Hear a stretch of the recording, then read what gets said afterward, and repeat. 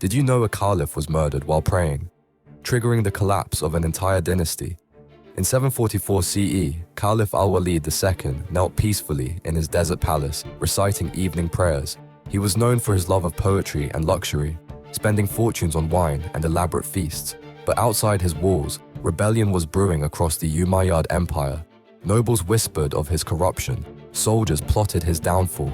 As al-Walid touched his forehead to the prayer rug, conspirators crept through his compound. They had infiltrated his guards, bribed his servants. The doors to his prayer room burst open. Armed rebels flooded in, swords drawn. Al-Walid looked up from his devotions, still on his knees. They struck him down instantly, his blood soaking the very rug where he sought divine protection. The irony was brutal, a man killed while communing with God. Within months, the Umayyad dynasty crumbled completely. One assassination during prayer destroyed 90 years of rule.